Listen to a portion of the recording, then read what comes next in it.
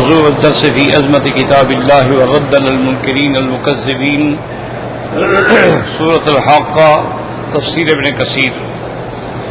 الحمد لله رب العالمين والصلاة والسلام على أشرف الأنبياء وسيد المرسلين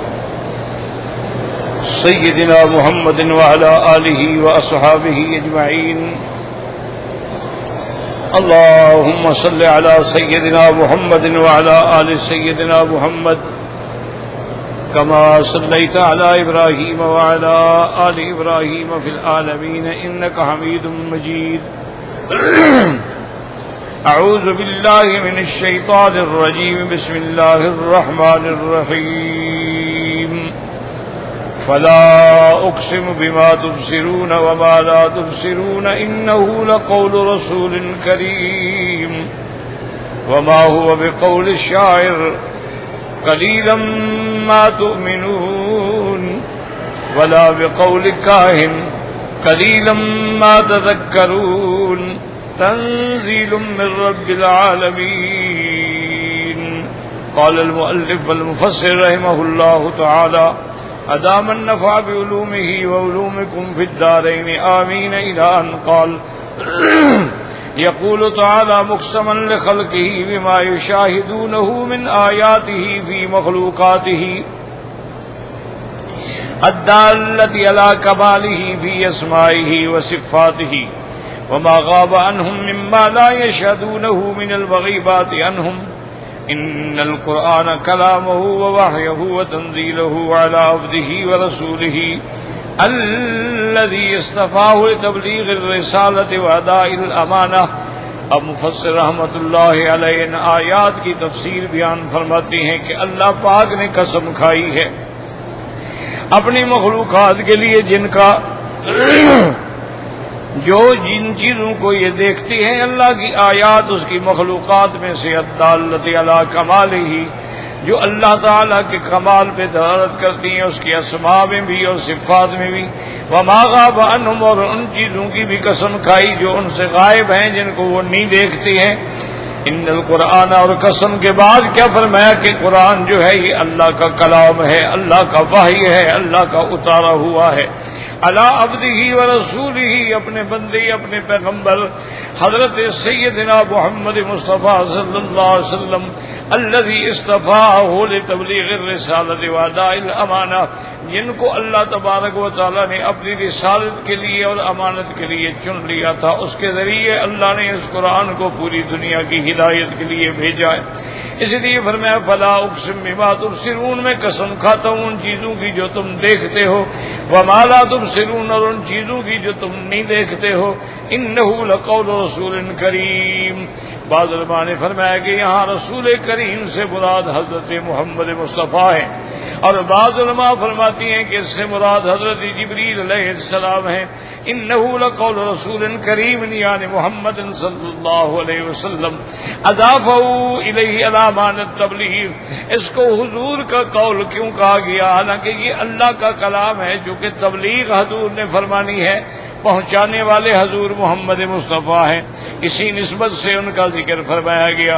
لأن رسول من شانہ ان یبلغ عن المرسل کہ رسول کی شان یہ ہوتی ہے کہ جو اللہ بھیجے اس کو پہنچائیں.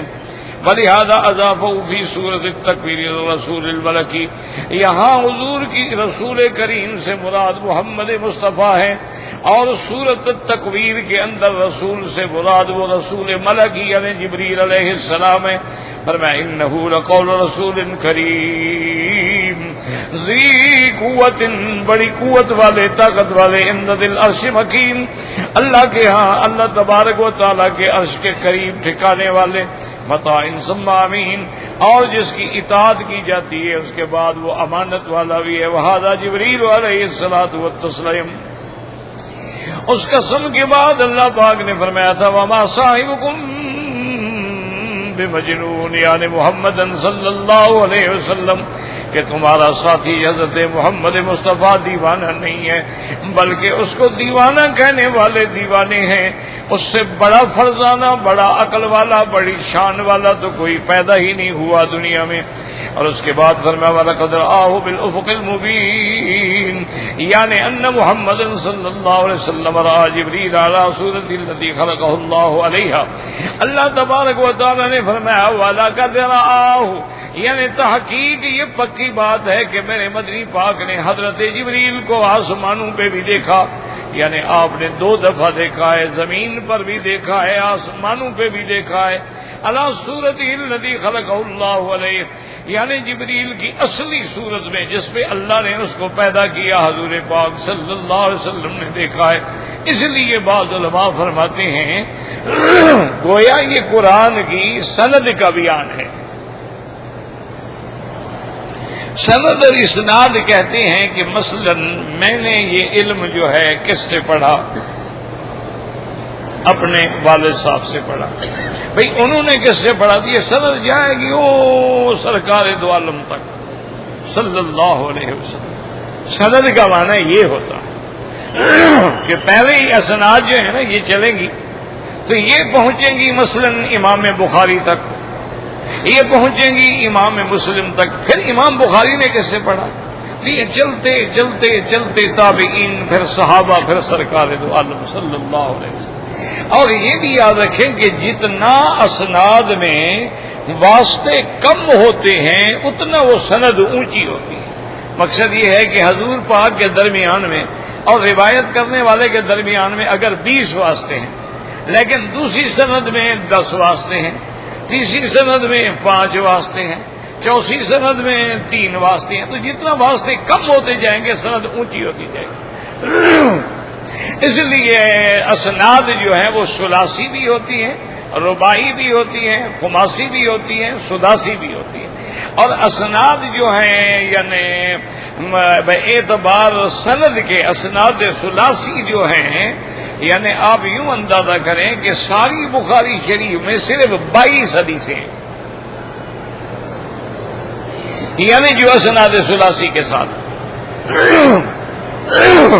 اچھا، اور اللہ کی شان ہے کہ وہ جتنی سندیں ہیں 22 وہ ساری کی ساری امام ابو حنیفہ رحمۃ اللہ علیہ کے شاگردوں کے واسطے سے۔ اچھا، امام صاحب کی ساری سندیں جو ہے وہ ثلاثی ہیں، کیونکہ امام صاحب نے صحابہ کو بھی دیکھا ہے اور تابعین کے ساتھ انہوں نے وقت گزارا ہے، تو پھر جب وہ روایت کریں گے تابعی سے، تابعی صحابی سے، صحابی حضور محمد مصطفیٰ، یوں سمجھیے مسئلے کو، بڑا آسان آپ کے لیے ہو جائے گا کہ بھی امام حنیفہ رحمۃ اللہ علیہ کی روایت کریں تو کس سے کریں گے؟ جس سے پڑھا ہے تابعی سے کریں گے۔ وہ تابعی کس سے روایت کرے گا؟ صحابی سے کرے گا۔ مثلا حضرت اکرمہ ہے، حضرت علقمہ ہے، وہ کس سے کریں گے؟ حضرت عباس سے۔ حضرت عباس کس سے روایت کریں گے؟ حضور محمد مصطفیٰ سے صلی اللہ علیہ وعلی آلہ وصحبہ وسلم۔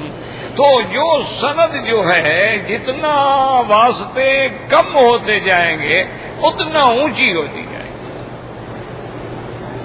اسی لیے بعض علماء ایسے بھی ہیں جن کی اسناد میں مثلا میرے والد صاحب کی سند میں بھی ہیں، ایک استاد ہیں وہ جنی ہیں، جن تھے۔ اچھا، خدا کی شان یہ ہے کہ یہ جنات جو ہیں ان کی عمر بڑی طویل ہوتی ہے، 2,000 سال، 3,000 سال، 1,000 سال، 1,200 سال، ان کی عمر بڑی لمبی ہوتی ہے۔ اسی لیے حضور کی خدمت میں ایک جن آئے اور حضور سے عرض کیا کہ یا رسول اللہ صلی اللہ علیہ وسلم مجھے قرآن سنائیں۔ حضور پاک نے قرآن سنایا، وہ ایمان لے آیا۔ اس کے بعد نے کہا کہ یا رسول اللہ میں ان جنات میں سے ہوں، میں نے تورات موسیٰ علیہ السلام کی زبان سے خود سنی ہے، اور آج میں اللہ کا قرآن آپ سے سن رہا ہوں۔ 1200 سال کا فاصلہ ہے، کیونکہ حضور کے زمانے میں اور عیسیٰ علیہ السلام کے زمانے میں 600 سال، اور عیسیٰ علیہ السلام اور موسیٰ علیہ السلام کے زمانے میں 600 سال، تو حضور اور موسیٰ علیہ السلام کے زمانے میں 1200 سال، لیکن اس کی عمر اتنا لمبی ہے، اس نے موسیٰ علیہ السلام سے بھی سنا اور پھر حضور پاک سے بھی سنا، تو اس لیے ایک استاد جنی بھی ہے، تو اس وجہ سے ان علماء کے واسطے جو ہیں وہ حضور کے قریب ہو جاتے ہیں۔ تو اس لیے ہمیشہ یاد رکھیں کہ سند بڑی لولا الاسناد، اگر یہ سند نہ ہوتی تو لقال جو جس کی مرضی آتی وہ کہہ دیتا، اب جیسے دیکھیں نا ہمارے بدعتی بھائی کہہ دیتے ہیں کہ حدیث شریف میں ہے، اگر سند نہ ہو تو حدیث شریف کون سی حدیث شریف ہے؟ اچھا کہہ دیتے ہیں جی بزرگوں نے فرمایا ہے، بھی کون سے بزرگوں نے؟ اچھا کہہ دیں گے جی فلاں تفسیر میں آیا ہے، کون سی تفسیر؟ اچھا یہ کہتے ہیں ہم نے سنا ہے، بھی تم نے پتہ نہیں کس سے سنا ہے؟ نہیں، یہ باتیں جو ہیں ان کی کوئی قیمت نہیں ہوتی ہے، یہ لایانی باتیں، جہاں جس کتاب میں ایسی بات دیکھو نا سمجھ لو غلط ہے، ورنہ اللہ میں من حوالہ ہوگا کہ بھی یہ حدیث مبارک جو ہے امام ترمذی نے نقل کی ہے، امام ابو داؤد نے نقل کی ہے، ابن ماجہ نے نقل کی ہے، نسائی نے نقل کی ہے، امام مسلم نے نقل کی ہے، امام بخاری نے نقل کی ہے، یہ حدیث متفق علیہ ہے، سب کا اتفاق ہے، یہ متفق علیہ شیخان ہے، اس میں امام بخاری امام مسلم کا اتفاق ہے، اور اس کے بعد یہ درجہ حدیث کا کیا ہے بھی یہ حدیث صحیح ہے، یہ حدیث مشہور ہے، یہ حدیث حسن ہے، حسن لغیر ہی ہے، حسن لذات ہی ہے، یہ حدیث جو ہے معضل ہے، یہ حدیث جو ہے منقطع ہے، یہ حدیث مرسل ہے، تو حدیث کی قسمیں ہوتی ہیں، ایسے تھوڑا ہوتا ہے کہ حدیث میں آیا ہے، ایسے تو ہر آدمی کہہ دیتے حدیث میں آیا ہے، جی میں نے حدیث شریف میں پڑھا ہے، اور جی تفسیر میں آیا ہے، کون سی جی ابن کثیر کی، میں نے اردو ترجمہ پڑھا ہے، تم نے اردو ترجمہ پڑھا، تمہیں کیا پتا وہ روایات اسرائیلیہ ہیں یا غیر اسرائیلیہ ہیں، وہ مقررات ہیں، وہ موضوعات ہیں، وہ قابل ذکر بھی ہیں یا نہیں ہیں، تمہیں تو پتہ نہیں ہے، تم تو کہو گے ابن کثیر میں لکھا ہوا تھا، سلسلہ بخاری شریف میں بھی متع لکھا ہوا ہے، تو پھر تو شیعہ کی بات بھی ہم مان لیں کہ متع جائز ہے، اس طرح تو بخاری شریف کی حدیث میں بھی لکھا ہوا ہے کہ صحابہ شراب پیتے تھے، تو یہ جاہلوں والی باتیں ہیں، بھی وہ شراب کب پیتے تھے؟ جب حرام نہیں ہوا، جب حرام نہیں ہوا تو کیا جرم ہے؟ متع کب ہوا؟ جب حرام نہیں ہوا، جب اللہ کے نبی نے اعلان کر دیا کہ لا متعۃ فی الاسلام، اس کے بعد دکھائیں کہ کسی صحابی نے متع کیا ہو، جب اللہ نے قرآن نازل کر دیا حرم علیکم الخمر والمیسر والانصاب والازلام رجس من عمل الشیطان، اس کے بعد دکھائیں کہ کسی صحابی نے شراب پیا ہو۔ اب اگر ایک پہلے کا واقعہ ہے وہ کتاب میں تو ہوگا، لیکن دیکھنا ہوگا ہمیں یہ حرمت سے پہلے ہے یا بعد میں ہے، کیا یہ حدیث منسوخ ہے یا حدیث محکم ہے، یا یہ حکم منسوخ ہو گیا ہے۔ اس کا اول جو ہے، اچھا کبھی منسوخ ایسا ہوتا ہے کہ تلاوت موجود ہے لیکن حکم منسوخ ہے، اس کو کہتے ہیں منسوخ الحکم باقیت تلاوت، کہ حکم منسوخ ہو گیا ہے لیکن تلاوت ہو رہی ہے، یا ایھا المزمل قم اللیل الا قلیلا نصفہ او انقص، یہ پہلا حکم ہے۔ اب آخری حکم کیا ہے؟ فقرؤوا ما تیسر من القرآن، اللہ نے فرمایا میرا مدنی آپ کی امت پہ ہم نے رحم کر دیا، آپ تہجد جتنی پڑھ سکتے ہیں پڑھ لیں بس، اب وہ آدھی رات تک جاگنے والی بات ختم، 2 حصے رات جاگنے والے، تو پہلا حکم منسوخ ہو گیا لیکن پڑھ رہے ہیں، قرآن میں موجود ہے۔ اچھا کبھی یہ ہوتا ہے کہ باقی الحکم منسوخت تلاوت ہے، کہ تلاوت میں منسوخ ہو گیا لیکن حکم باقی ہے، جیسے الشیخ والشیخۃ اذا زنیا فرجموہما البتۃ نکالا من اللہ، اگر کوئی مرد شادی شدہ یا عورت شادی شدہ زنا کرے تو اس کو رجم کرو، یہ قرآن کی آیت تھی، منسوخ ہو گئی لیکن حکم باقی ہے۔ تو یہ چیزیں جو ہے نا میرا عزیز بات یاد رکھیں، اسی لیے ہم بار بار چیختے ہیں، عرض کرتے ہیں کہ یہ معاملات جو ہیں علماء کا کام ہے، قرآن سمجھنا قرآن والوں کا کام ہے، حدیث سمجھنا حدیث والوں کا کام ہے، فقہ سمجھنا فقہ والوں کا کام ہے، نحو سمجھنا نحو والوں کا کام ہے۔ ہر فن کے لیے اللہ نے علماء پیدا کیے ہیں، جب تک آپ ان سے رجوع نہیں کریں گے، اب آپ گھڑی بنانے کے لیے لوہار کے پاس تو نہیں لے جاتے، ورنہ وہ تو ایک ہی ٹھوکر میں ٹھیک کر دے گا انشاءاللہ۔ آپ نے زیور بنوانا ہو تو سونا کبھی درخان کے پاس تو نہیں لے گئے کہ جناب میری بیوی کے لیے ذرا ایک نیکلس بنا دو، کہے گا ٹھیک ہے رکھ دو ابھی چیر کے دیتا ہوں۔ تو درخان کا کام اپنا ہے، لوہار کا کام اپنا ہے، سنار کا کام اپنا ہے، اسی طرح جو علم ہے علماء کا کام ہے. اللہ نے قرآن میں ہدایت کر دی ہے کہ فَاسْأَلُوا أَهْلَ الذِّكْرِ إِن كُنتُمْ لَا تَعْلَمُونَ. اگر تمہیں علم نہیں ہے ان سے پوچھو جو علم والے ہیں، ان سے رجوع کرو، ان سے جا کے مسئلہ. اب بڑے بڑے صحابہ ہیں، حضرت ابن عباس سے مسئلہ پوچھتے، بڑے بڑے صحابہ جلیل القدر صحابہ بی بی عائشہ کے دروازے پہ بیٹھے مسئلہ پوچھ رہے ہیں. کیوں؟ بعض معاملات گھر کے ہیں، وہ صحابہ کو تو پتہ ہی نہیں ہے. وہ محتاج ہیں کہ بی بی عائشہ سے پوچھیں، بی بی ام سلمہ سے پوچھیں، بی بی حفصہ سے پوچھیں، بی بی زینب سے پوچھیں. گھریلو معاملات ہیں، گھریلو زندگی ہے، اس کے بارے میں عورت ہی بتا سکتی ہے، صحابی کیسے بتا سکتے ہیں؟ اس لیے ہمیشہ یاد رکھیں کہ اب قرآن کا مسئلہ ہوتا تو حضرت ابن عباس ہیں، حضرت ابن مسعود ہیں، حضرت زید ابن ثابت ہیں، حضرت ابی ابن کعب ہیں، خلفاء راشدین ہیں. یہ لوگ تھے جن کو اللہ نے قرآن کا علم دیا تھا.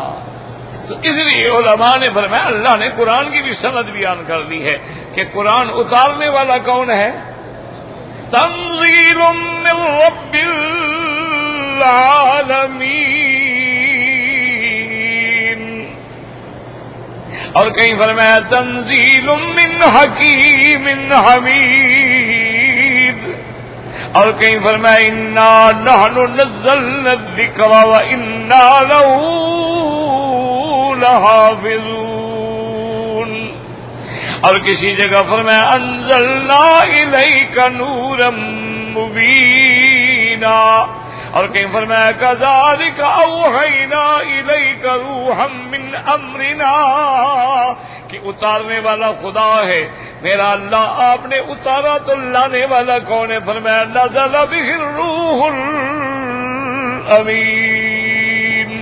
اس کو لے کے آنے والا فرشتہ جو ہے، جس کا لقب روح ہے، جبریل علیہ السلام ہے، امانت والا ہے، وہ لے کے آنے والا ہے. اب اتارنے والا کون ہے؟ خدا ہے. اور لے کے آنے والا کون ہے؟ جبریل ہے. میرا اللہ پھر کس پہ لے کے جبریل آیا؟ اللہ نے فرمایا نزل بہ الروح الامین علی قلبک لتکون من المنذرین. میرا مدنی حضرت جبریل لے کے محمد مصطفیٰ کے دل پہ پہنچے، اور سب سے پہلے میرا اللہ قرآن آپ نے پہلے کہاں اتارا؟ تو اس کا ذکر آ گیا کہ غار حرا میں اتارا. حضور کان یتعبد فی غار حرا، ایک روایت میں کان یتحنس فی غار حرا، آپ وہاں عبادت کرتے تھے. آپ فرماتی ہیں کہ ایک ایسا آدمی آیا انسان کی شکل میں ہے، اور آ کے مجھے کہا اقرا، پڑھو. میں نے کہا ما انا بقارئ، وہ ساری تفصیل بیان ہو گئی. اس لیے قرآن جہاں اترا ہے، میرے مدنی پاک پہ جس جگہ اترا ہے، سارے لاکھوں صحابہ گواہ ہیں. یہ آیت عرفات میں اتری ہے، یہ آیت حدیبیہ سے واپسی پہ اتری ہے، یہ آیت میدان بدر میں اتری ہے، یہ آیت مسجد قباء میں اتری ہے، یہ آیت خندق کے موقع پہ اتری ہے، یہ آیت جو ہے تبوک میں اتری ہے. ایک ایک اسباب نزول کے اس جگہ کے بھی گواہ ہیں. اب قرآن اتارنے والا خدا ہے، لانے والا جبریل ہے، اور جس پہ لایا گیا وہ کون ہے؟ وہ محمد مصطفیٰ ہے. تو اب اللہ کے اور نبی کے درمیان میں صرف ایک واسطہ ہے. اب سند سمجھ آئی؟ نبی پاک کے پاس قرآن ہے، کون لائے؟ جبریل. کہاں سے لائے؟ اللہ سے. تو اللہ اور حضور کے درمیان میں ایک فاصلہ ہے. اچھا خدا کی شان یہ ہے، پھر ایک دفعہ دے کے چلا جاتا تو دشمن اعتراض کر سکتے تھے کہ پتہ نہیں حضور نے پہچانا یا نہیں پہچانا، صحیح آدمی تھا کہ نہیں تھا.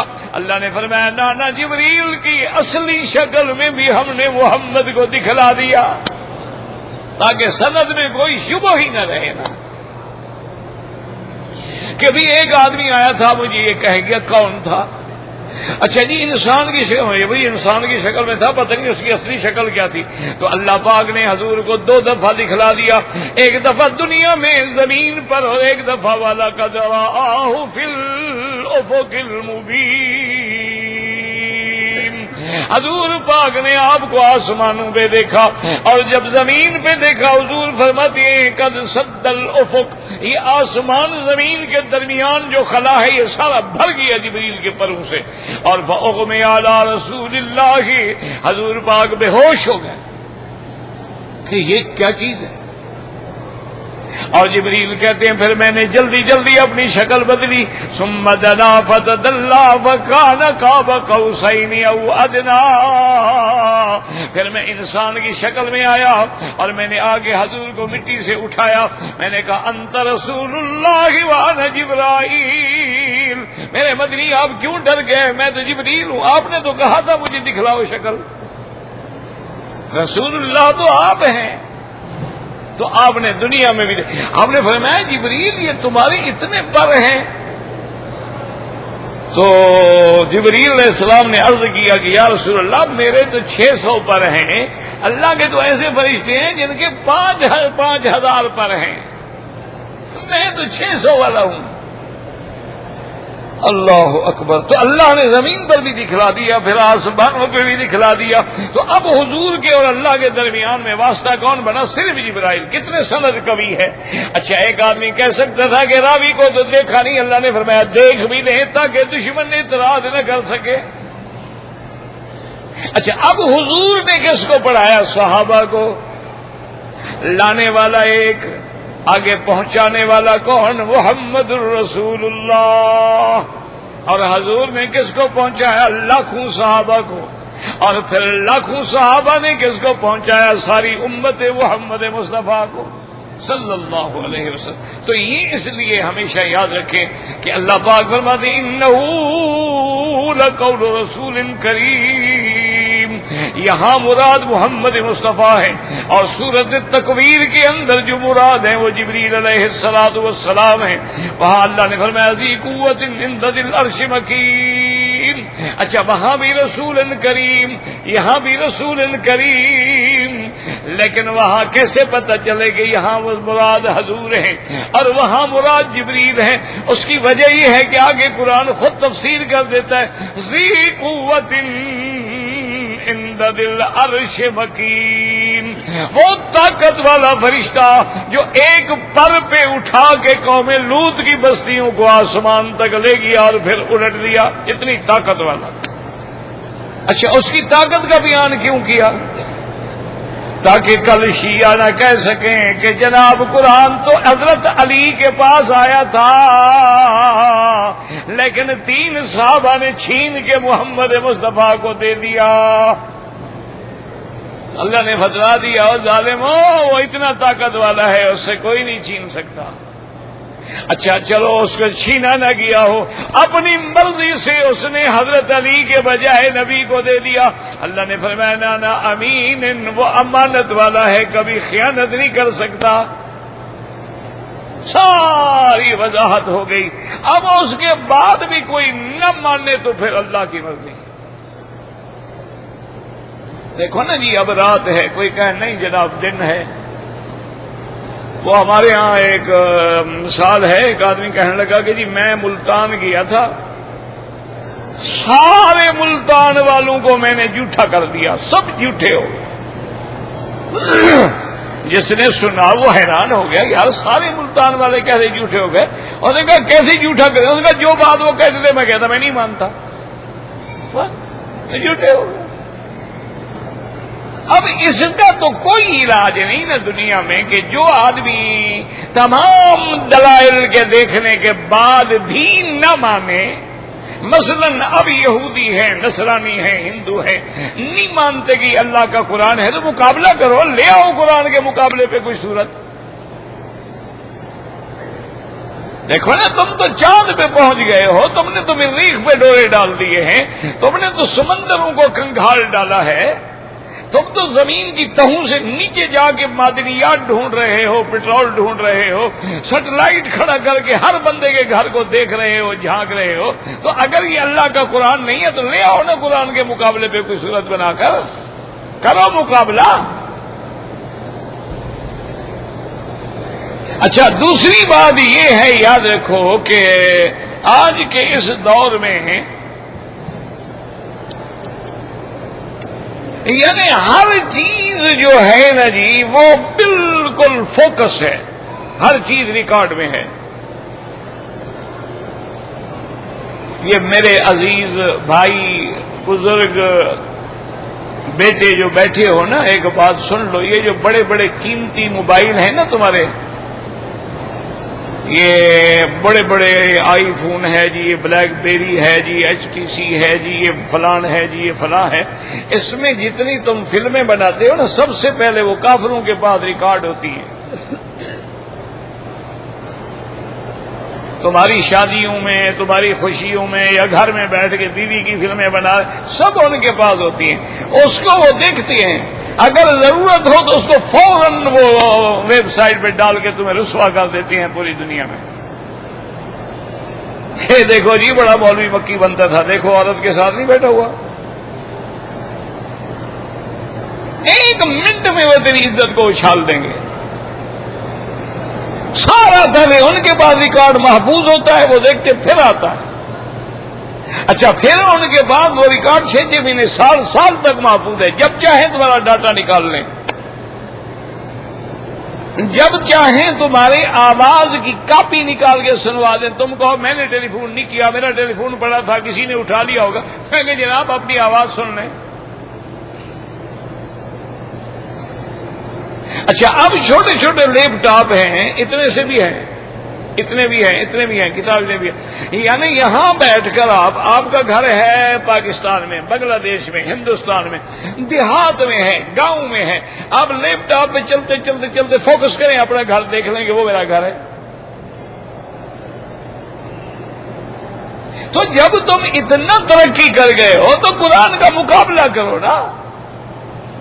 یہ تو مقابلہ نہیں ہے نا کہ تم قرآن کی صورتیں نکال کے ایک نیا قرآن چھاپ دو، یہ تو مقابلہ نہیں ہے نا۔ مقابلہ یہ ہے کہ قرآن کے مقابلے پر تم 2 آیتیں بنا کے لے آؤ۔ اچھا، دوسرا مقابلہ یہ ہے کہ اب تمہارے علوم جو ہیں، تمہارے وسائل علم جو ہیں، ٹیکنالوجی جو ہے، معلومات جو ہیں، وہ اتنا اپ ٹو ڈیٹ ہو گئے ہیں کہ ہر چیز کا تم چاہو تو 1000 سال پہلے کا فلاں واقعہ فلاں تاریخ کو ہوا تھا، دن کیا تھا، نکال سکتے ہو۔ اچھا، آنے والے 1000 سال کے بعد فلاں تاریخ کو عید کب ہوگی، 1 منٹ میں نکال دیں گے آپ کو کمپیوٹر پہ بیٹھ کے کہ جی 1000 سال کے بعد جو حج آئے گا فلاں دن ہوگا۔ تمہارے پاس اتنے معلومات ہیں۔ تو قرآن پاک نے جو خبر دی ہے قوم عاد کی، قوم سمود کی، قوم لوط کی، قوم نوح کی، قوم فرعون کی، اگر وہ کوئی ایک خبر بھی غلط ہے تو نکال کے دکھاؤ نا کہ قرآن نے جو خبر دی ہے وہ غلط ہے۔ چیلنج کرو نا، مقابلہ کرو نا قرآن کا۔ اچھا، اسی طرح قرآن نے جس چیز کو حرام کہا ہے، مثلا اسلام نے کہا کہ سود حرام ہے، جوا حرام ہے، اور ان کی تو تہذیب میں داخل ہے نا جی، ان کے ہاں تو بڑے بڑے گیمبلنگ ہال ہوتے ہیں، بڑے بڑے ہوٹلوں میں اتنا لاکھوں کے ملین ڈالر کے جوئے ہوتے ہیں۔ اچھا، اور شراب کا عالم یہ ہے کہ ان کے ہوٹلوں میں پینے کے لیے پانی نہیں ملتا ہے، یا بیئر پیے یا شراب پیے، پانی مانگو وہ دیکھتا ہے کیا مانگ رہے ہو جی، بھائی پانی، انہوں نے کہا جی پانی تمہارے پاس نہیں ہے۔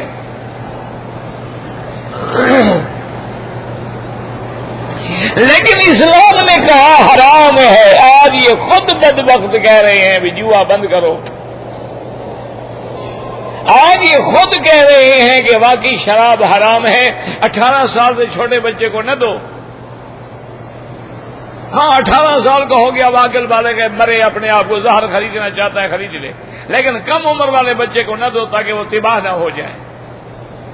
اب خود مان رہے، اب کہتے ہیں کہ اس کی ایڈورٹائز بند کرو تاکہ لوگ اشتہار دیکھ کے پھنستے ہیں اس کے اندر۔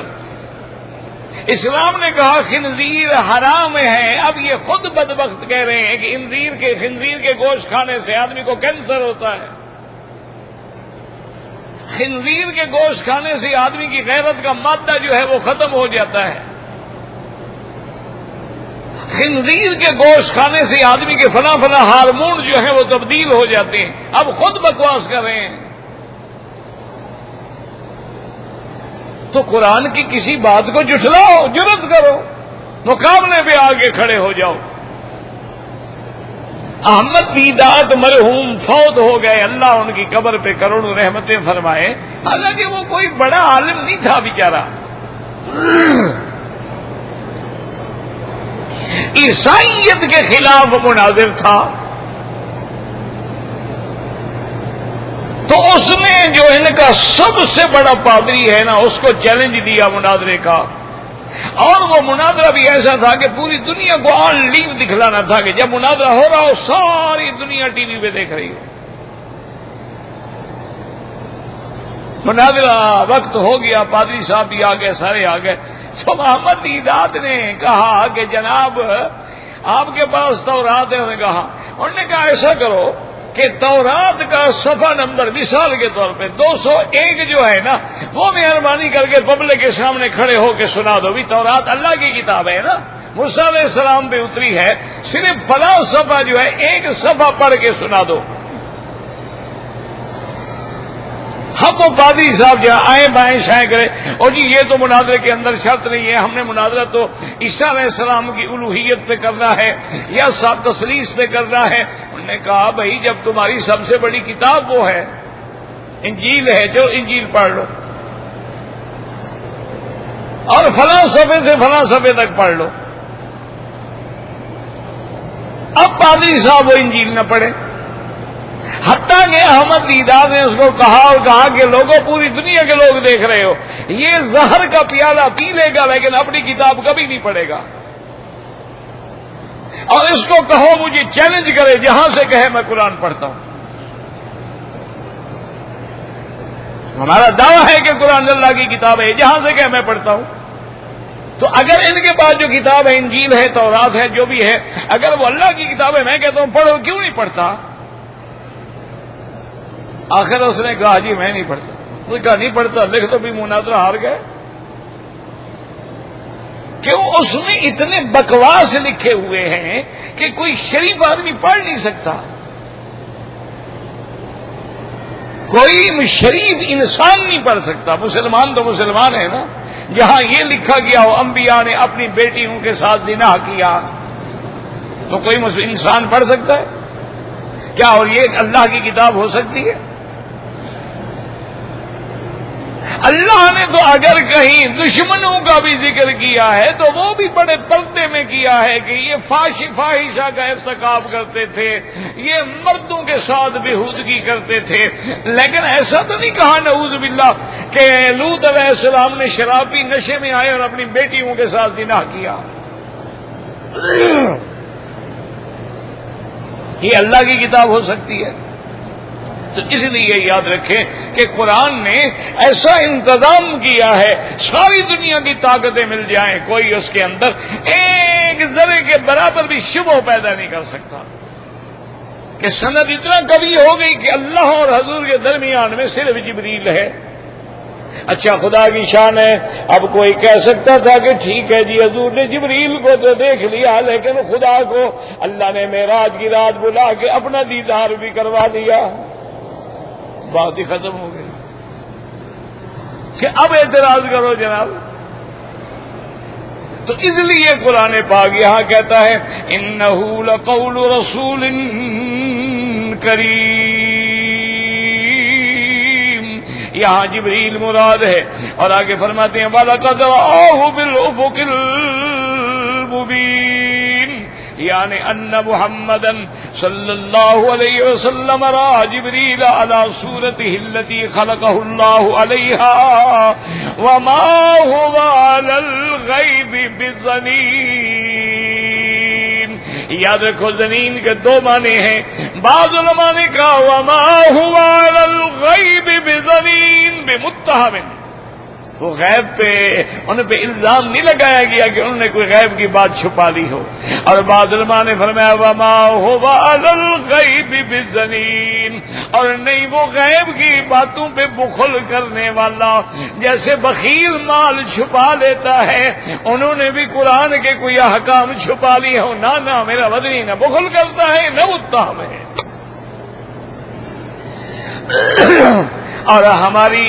ہماری برادری بھی عجیب ہے نا، انہوں نے یہاں سے مسئلہ نکال لیا، انہوں نے فرمایا وما هو علی الغیب بضنین، محمد مصطفیٰ غیب پہ بخل نہیں کرتے۔ انہوں نے کہا وہابیو غیب کا علم تھا تو بخل نہیں کرتے نا، تو لہذا حضور عالم الغیب تھے، انہوں نے بھی اپنے مسئلے نکالنے ہوتے ہیں نا، باطل بھی انتظار میں بیٹھا ہوتا ہے نا کہ موقع ملے تو ڈنگ ماروں نا۔ اللہ اکبر۔ لیکن یاد رکھیں ایک طرف تو ایک لفظ سے دلیل پکڑ رہے ہو، لیکن جہاں حضور فرماتے ہیں قُل لَوْ كُنْتُ أَعْلَمُ الْغَيْبَ لَاسْتَكْثَرْتُ مِنَ الْخَيْرِ، اور اللہ کے نبی نے فرما دیا کہ یاد رکھو قُل لَّا يَعْلَمُ مَن فِي السَّمَاوَاتِ وَالْأَرْضِ الْغَيْبَ إِلَّا اللَّهُ، میرے مدنی نے پڑھ کے سنا دیا هُوَ اللَّهُ الَّذِي لَا إِلَٰهَ إِلَّا هُوَ عَالِمُ الْغَيْبِ وَالشَّهَادَةِ وَعِندَهُ مَفَاتِحُ الْغَيْبِ لَا يَعْلَمُهَا إِلَّا هُوَ۔ وہ ساری آیتیں ختم۔ خدا کے بندو اللہ سے ڈرو، اللہ کے قرآن میں تحریف کر کے لوگوں کے عقیدے برباد نہ کرو۔ معنی یہ ہے کہ اگر میں نے اپنے نبی پہ کچھ غیب کی باتیں کھولی ہیں تو میرا مدنی اس پہ بخل نہیں کرتے کہ آگے اپنی صحابہ کو نہ بتائیں۔ وہ غیب جو اللہ نے آپ کو بتلا دیا اس پہ کبھی حضور بخل نہیں کرتے۔ یہ معنی نہیں کہ آپ عالم الغیب ہیں، یعنی وہ مغیبات کی باتیں ہیں۔ اب اللہ کے نبی نے جنت دیکھی، جنت میں حضرت عمر کا گھر دیکھا، چھپا لیتے لیکن نہیں چھپایا، کہا عمر میں نے گھر دیکھا، جبریل نے کہا عمر کا گھر ہے۔ ہر وہ بات جو اللہ نے بتلائی ہے میرے مدنی نے بتلا دی۔ اللہ نے حتیٰ کہ حضور کو منافقین کے نام بتلائے تھے، اللہ نے کہ یہ منافق ہے، یہ منافق ہے، یہ منافق ہے، یہ منافق ہے، یہ منافق ہے، اور حکم بھی نہیں تھا کہ اس کی تبلیغ کرو، آگے لوگوں کو بتاؤ۔ لیکن میرے مدنی کی احتیاط کا یہ عالم ہے، اپنے ایک صحابی کو بلا لیا حضرت حذیفہ کو، فرمایا اللہ نے تبلیغ کا حکم نہیں دیا مجھے، لیکن مجھے چونکہ بتا دیا ہے، میں نہیں چاہتا کہ میں آگے نہ بتاؤں، یہ نام لکھ لو، میں تمہیں بتا رہا ہوں تاکہ میری ذمہ داری ختم ہو جائے۔ حالانکہ وہ بتانا ضروری نہیں تھا اور نہ تبلیغ کا اس میں حکم تھا، لیکن پھر بھی اللہ کے نبی نے حضرت، اسی لیے کہتے ہیں حضرت حذیفہ صاحب سر رسول اللہ، حضور کا رازدان صحابی۔ اچھا، اور اتنا ڈر ہوتا تھا، بعض صحابہ فرماتے ہیں جب کسی کا جنازہ آتا تو ہم دیکھتے تھے حضرت حذیفہ جنازے میں کھڑے ہیں یا کہیں کھسک گئے، اگر کھسک گئے ہم سمجھ لیتے تھے منافق کا جنازہ ہے، اور اگر حضرت حذیفہ کھڑے ہیں تو ہمیں تسلی ہو جاتی منافق کا جنازہ نہیں ہے۔ لیکن اللہ کے نبی نے وہ بھی بتلا دیا۔ اسی لیے بی بی عائشہ فرماتی تھی کہ جو بندہ یہ عقیدہ رکھے کہ اللہ کے نبی نے کوئی بات چھپا لی ہے اس نے کفر کیا ہے، اللہ کے نبی پہ الزام لگایا ہے۔ اللہ کے نبی نے ہر چیز بیان کر دی۔ اسی لیے حضور نے عرفات کے میدان میں کھڑے ہو کے بتا دیا صحابہ جو اللہ نے مجھے حکم دیا میں نے پہنچایا کہ نہیں؟ انہوں نے کہا حضور کا بلغت الرسالہ، آپ نے پہنچا دیا، وأديت الامانہ، آپ نے امانت پوری کر دی۔ اور اللہم حل بلغت اللہم فاشہد، الا حل بلغت اللہم فاشہد۔ آپ نے فرمایا میرا اللہ میدان عرفات میں میں آپ کو گواہ بنا رہا ہوں، آپ دیکھ رہے ہیں، سن رہے ہیں کہ میں نے آپ کا پورا دین پہنچا دیا ہے۔ اب کوئی عقیدہ رکھے کہ حضرت علی کی خلافت والا مسئلہ نہیں بتلایا، چھپا گئے ہیں، تو وہ مسلمان کیسے رہے گا؟ اللہ کے بندے، اگر حضرت علی کی خلافت کا اللہ حکم دیتے نبی چھپا لیتا؟ اچھا خدا کی شان دیکھو، 1400 سال کے بعد ذاکر کو تو یہ مسئلے کا پتہ ہے، حضرت علی کو پتہ نہیں تھا۔ کم از کم وہ تو صحابہ کو کہہ دیتے جناب دیکھو یہ آیت میرے بارے میں آئی ہے، اللہ نے مجھے خلیفہ بنایا ہے، امام بنایا ہے۔ انہوں نے تو پیش نہیں کیا، ان کو 1400 سال کے بعد پتہ نہیں کہاں سے مسئلے مل گئے۔ انا للہ و انا الیہ راجعون۔ ایک عمرہ ایک آدمی کے لیے، ایک حج ایک حاجی کے لیے۔ دوسرا عمرہ کریں یا تیسرا کریں، سارے سر پہ اس طرح پھروائیں۔ عورت اگر مسجد میں ہے تو جمعہ پڑھے گی، ظہر کیوں پڑھے گی؟ کیا وہ یعنی اس کی نماز ہی تبدیل ہوگی؟ خدا کا خوف کرو یار۔ پھر تم حج پڑھو گے، وہ عمرہ پڑھے گی؟ کیا عقیدہ ہے اور کیا مسئلہ ہے، اور کہاں کہاں سے گھر لیتے ہیں مسئلے۔ ظہر ہے، ظہر پڑھے گی، جمعہ ہے، جمعہ پڑھے گی، عیدین ہے، عیدین پڑھے گی۔ طواف کے دوران میں ہمارے خیالات جو ہیں وہ ادھر ادھر ہو جاتے ہیں، یہ فکر ہونا بھی ایمان کی دلیل ہے۔ اور جب خیال بھٹکنے لگے تو فوراً پڑھیں لا حول ولا قوت الا باللہ العلی العظیم۔ دوسری بات یہ ہے کہ جو طواف میں تسبیح ہے نا، سبحان اللہ والحمد للہ، ایک ایک لفظ پہ غور کرو۔ سبحان اللہ والحمد للہ، لا الہ الا اللہ، اللہ اکبر وللہ الحمد، لا حول ولا قوت الا باللہ۔ ایک ایک لفظ پہ غور کر کے پڑھو، پھر کبھی خیالات نہیں بھٹکیں گے۔ خیالات تو تب بھٹکتی ہے نا جیسے میں نماز اللہ اکبر، تو خیالات تو بھٹکیں گے نا۔ جب تم صبح اللہ اکبر سبحانک اللہم وبحمدک وتبارک اسمک وتعالی جدک ولا الہ غیرک، تو اب توجہ ادھر رہے گی، ادھر ادھر کیوں بھٹکے گی؟ جب تمہاری توجہ اس میں نہیں ہے تو بھٹکے گی۔ تم جو کچھ کہہ رہے ہو کم از کم اس میں غور تو کرو کہ کیا کہہ رہے ہو۔ سبحان ربی العظیم، سبحان ربی العظیم، ایک ایک لفظ پہ غور کریں۔ دیکھیں چند دن کوشش کریں، پھر دیکھیں نماز میں کیسا لطف آتا ہے۔ تم جان چھڑانے والی نماز پڑھو تو ہم کیا کریں؟ تم نے ٹکریں مارنی ہیں تو پھر ساری زندگی مارتے رہو، فائدہ دھیلے کا بھی نہیں ہوگا۔ اگر دو طواف ہم نے کیے ہیں، بعد میں دو رکعت پڑھی ہے، بالکل ٹھیک ہے۔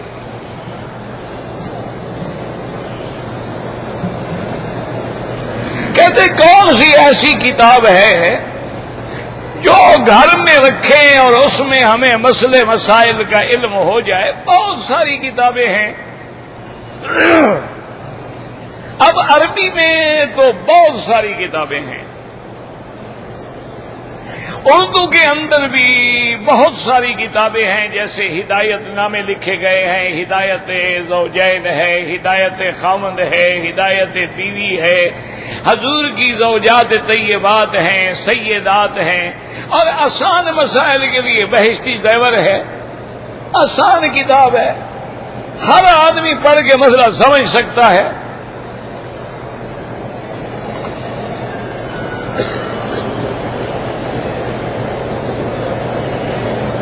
گھر والوں سے دور رہ کے پیسہ کمانا اچھا ہے یا گھر والوں کے ساتھ رہ کے اچھا ہے؟ لیکن وہاں نہ ملے تب بھی باہر جا سکتے ہو، لیکن اس اہتمام کے ساتھ کہ تیرے گھر کی عزت محفوظ رہے گی۔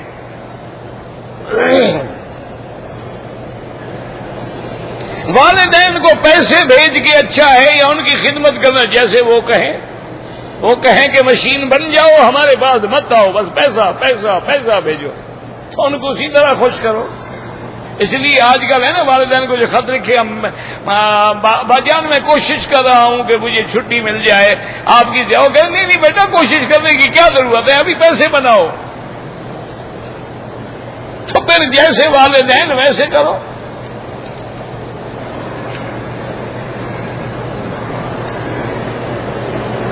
اگر ہم چند گھنٹوں کے لیے طائف گئے تھے، عمرہ نہیں کیا، اگر طائف گئے تھے زیارات کے لیے، عمرہ نہیں کیا، دم پڑ جائے گا، یا واپس جا کے عمرہ کر لیں۔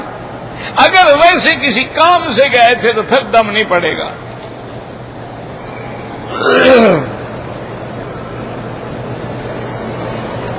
جب ہم سر کا مسح کرتے ہیں تو کلمہ شریف پڑھیں، کوئی حکم نہیں ہے، کافر ہیں کیا؟ وضو کرتے ہوئے اچھا بات شریف آدمی غسل کرتے ہوئے ننگا کھڑا ہے امام لا الہ الا اللہ وسلم، یعنی کپڑے پہن کے تو کلمہ پڑھنا ہے، اس کو نصیب ہی نہیں ہے، ننگے ہو کے یاد آیا ہے انا للہ و انا، کوئی سر کے مسئلے پہ کلمہ نہیں پڑھنا ہے۔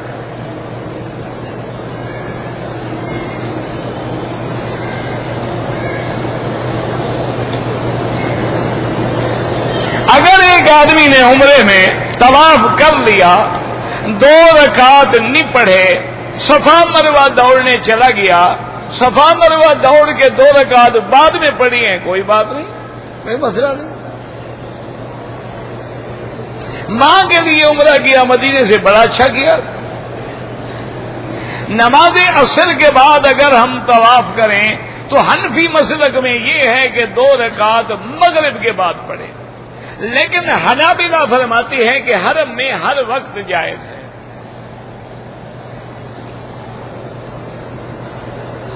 نماز میں امام کے پیچھے حنفی ہے تو فاتحہ نہ پڑھیں، شافعی ہے تو پڑھا کریں۔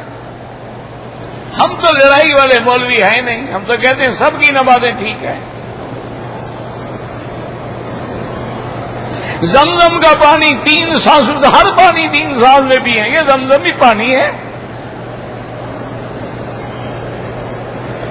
اگر نماز فجر کی یہاں جلدی ہوتی ہے، پہلی سنتیں رہ جائیں، افضل یہ ہے کہ سورج نکلنے کے بعد پڑھیں، لیکن اگر تمہیں مجبوری ہے، کہیں جانا ہے، خطرہ ہے کہ رہ جائیں گی، تو نماز کے بعد بھی پڑھ سکتے ہو۔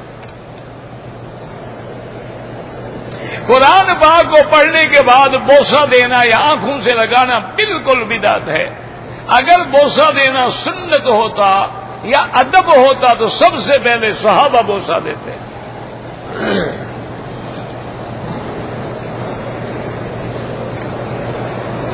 عقیدت الگ چیز ہے، بدعت الگ چیز ہے۔ کسی آدمی سے محبت کرنا یا عقیدت کرنا، اب محبت کا معنی یہ تو نہیں ہے نا کہ تم اپنی بیوی سے محبت کرو اور اتنی ٹوٹ کے محبت کرو، کہو کہ آج تو تم میرے لیے ایسے ہو جیسے میری ماں ہے، وہ حرام ہو جائے گی انشاءاللہ۔ محبت کی بھی تو حد ہے نا۔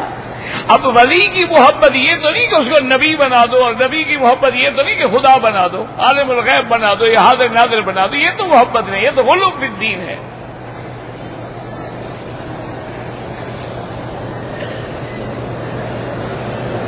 مغرب کی اذان کے بعد 2 رکعت پڑھنا امام احمد بن حنبل رحمۃ اللہ علیہ کے نزدیک تو جائز ہے۔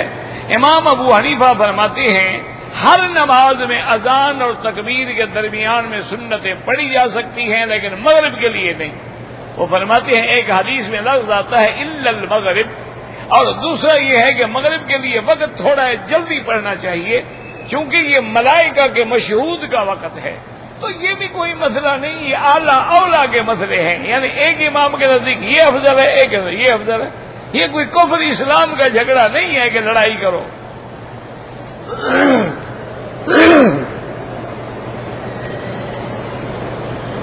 کہتے جی کہ حمام میں بیٹھے ہوئے اگر ہم مسواک بھی کرتے رہیں کوئی بات نہیں۔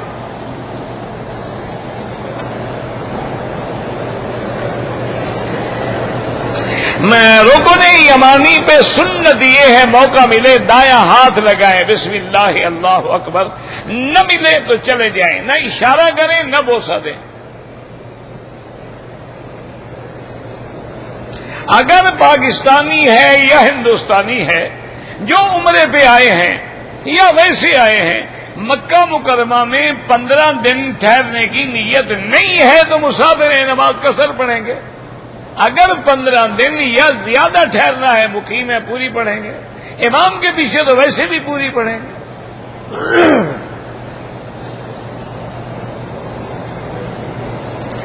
امام اگر نفلی طواف ہے اس میں نوا استلام نہیں ہوتا۔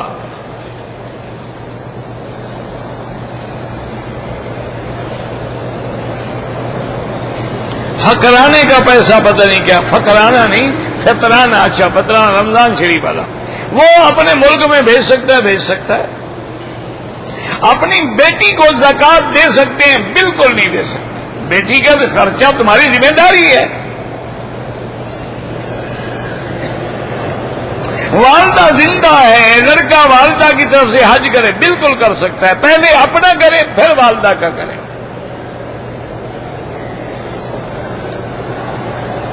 مسجد عائشہ سے عمرہ جائز ہے، بالکل جائز ہے۔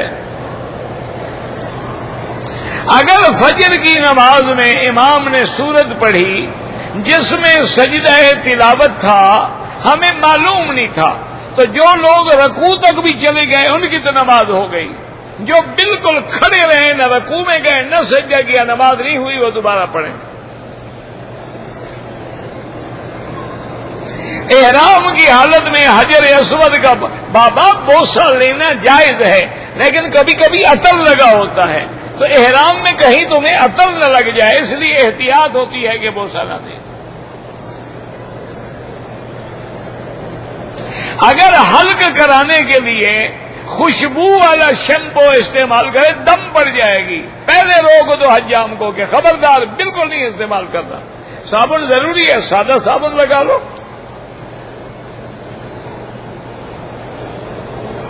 اگر میں نے اس طرح پھروایا کہیں کہیں بال بچ گئے، اس کا کوئی حرج نہیں۔ قبروں پہ اگر ہم جائیں بالکل جائیں، کوئی منع نہیں، لیکن قبر والوں کے لیے دعا کریں، قبروں سے نہ دعا کریں، ان کے لیے دعا کریں کہ اللہم اغفرہم ورحمہم وتجاوز عنہم، جیسے جنازے میں ان کے لیے دعا کرتے ہیں اللہم اغفر لحینا ومیتنا وشاہدنا، قبر والوں کے لیے مانگو، نہ کہ قبر والوں سے مانگو۔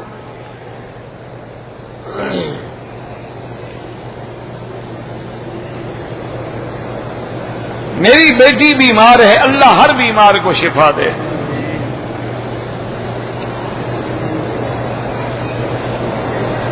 موتا کیا ہے کسی شیعہ سے پوچھ لینا، تو ساری میری ذمہ داری ہے، بغیر نکاح کے میاں بیوی پیسے طے کر لیں۔ انشورنس جو ہے اگر اس کے بجائے جیسے کوئی حل نہیں ہے ملک میں کر سکتے ہیں۔ اگر ہم دو آدمیوں نے عمرہ کیا ہے، دونوں نے صفا مروہ دوڑ لیا ہے، اب ایک دوسرے کے سر پہ اس طرح پھیریں، بالکل جائز ہے۔ عمرے کے اعمال پورے کرنے کے بعد غسل کرنا ضروری ہے، کیوں؟ عمرہ کرنے سے آدمی پلید ہو جاتا ہے کیا؟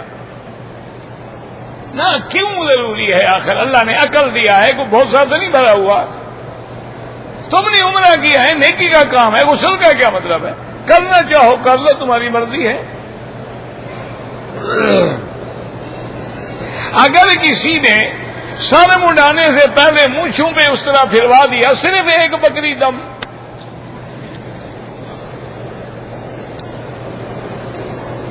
اگر ہم مسجد عائشہ سے عمرہ کرنا چاہیں کتنے عمرے کر سکتے ہیں؟ جتنا ٹانگوں میں دم ہو، 100 کرو نہ کرو، نفلی عبادت ہے۔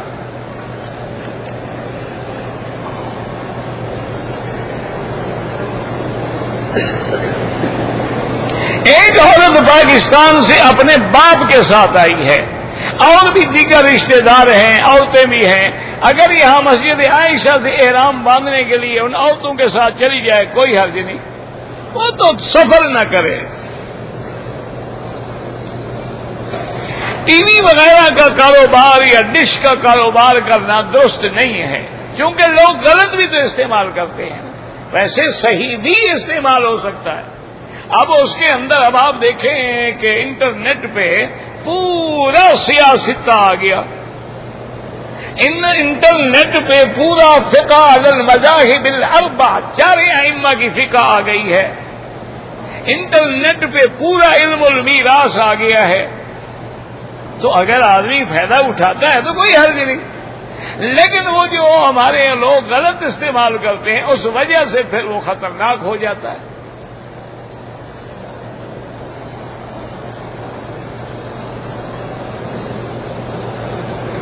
عصر کی نماز کے بعد اگر ہم مسجد میں آتے ہیں تو تحیت المسجد پڑھنا بھی ایک موٹی بات یاد رکھو کہ امام ابو حنیفہ رحمت اللہ علیہ فرماتے ہیں کہ عصر کے بعد کوئی بھی نماز نہیں، نہ تحیت المسجد ہے، نہ طواف کے 2 رکعت ہے، وہ کہتی ہے کیوں کہ صحیح حضور کی حدیث مبارک ہے کہ لا صلاۃ بعد الفجر حتی تطلع الشمس ولا صلاۃ بعد العصر حتی تغرب الشمس. یہ سیاہ ستہ کی حدیث ہے.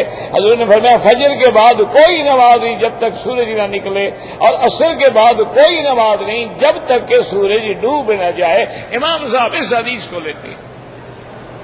امام احمد ابن حنبل رحمۃ اللہ علیہ فرماتے ہیں کہ اگر نماز ایسی ہے جیسے کہ طواف ہے، طواف کی آپ 2 رکعت پڑھ لیں، وہ کہتے ہیں حرم میں گنجائش ہے. اچھا افضل ان کے نزدیک بھی یہی ہے کہ مغرب کے بعد پڑھو، کیونکہ جب آپ مغرب کے بعد پڑھیں گے تو کوئی حدیث مخالف نہیں ہوگی نا، لیکن عصر کے بعد پڑھیں گے تو کم از کم ایک حدیث تو مخالف ہے نا آپ کی. تو آپ ایسا کیوں نہ کام کریں کہ جس پہ ساری حدیثوں پہ عمل ہو جائے. اب دیکھیں نا جی، مثلا علماء کہتے ہیں جی 8 تراویح کی بھی حدیث ہے، اور 12 کی بھی ہے، اور جناب یہ ہے 13 کی بھی ہے، اور 11 کی بھی ہے، اور 20 کی بھی ہے. اب ٹھنڈے دل سے سوچو، جس نے 20 پڑھی ساری حدیثوں پہ عمل ہو گیا کہ نہیں ہو گیا؟ اچھا جس نے 8 پڑھی باقی حدیثیں ان پہ کون عمل کرے گا؟ اچھا پھر 8 پڑھنے کا یہ عالم تھا حضور کے زمانے میں، اگر آپ نے تو ساری رات گزر جاتی. آپ تو 1 گھنٹے کے بعد گھر سو رہے ہوتے ہیں، پھر پوری سنت ادا کرو نا. اس لیے جھگڑوں میں نہ پڑیں. اللہ موقع دے دے مغرب کے بعد آرام سے پڑھیں. اگر کسی نے پڑھ لیا ہے اس پہ ناراضگی کا اظہار نہ کریں، ان کے پاس بھی دلیل ہے.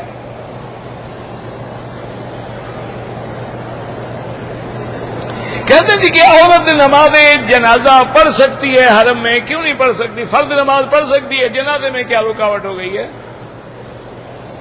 مشکل یہ بن گئی ہے میرے عزیز کہ لوگ مسئلے خود گھڑتے ہیں، بناتے بھی نہیں، گھڑتے ہیں باقاعدہ.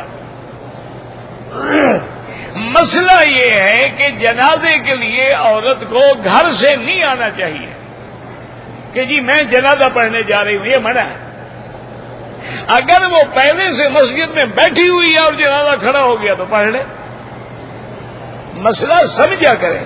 جیسے زمزم کا پانی بیٹھ کے پینا سنت ہے، لیکن اگر کسی نے کھڑے ہو کے پی لیا تو جائز ہے کہ حضور پاک نے کھڑے ہو کے پیا ہے. لیکن حضور پاک ہمیشہ کھڑے ہو کے نہیں پیتے تھے، وہ تو کنویں مبارک پہ کھڑے ہوئے کیونکہ بیٹھنے کی جگہ ہی نہیں تھی. تو اس لیے علماء نے فرمایا کہ ہمیشہ بیٹھ کے پیو، لیکن اگر کوئی کھڑے ہو کے پی لے تو جائز ہو جائے گا، گناہگار نہیں ہوگا.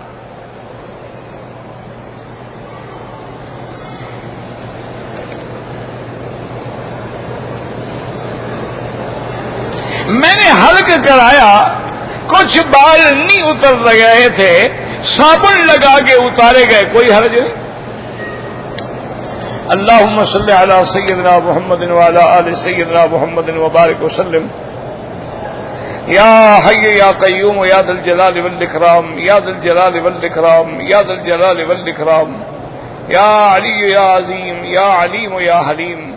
اللہم انک ملیک مقتدر، ما تشاء من امر یکون. اللہم اسعدنا فی الدارین، اللہم اقض عنا الدین. اللہم کن لنا ولا تکن علینا، وانصرنا على من بغى علينا. اللهم كن بنا رؤوفا رحيما ولا تجعلنا شقيا ولا محروما. اللهم انك عفو كريم عظيم تحب العفو فاعف عنا.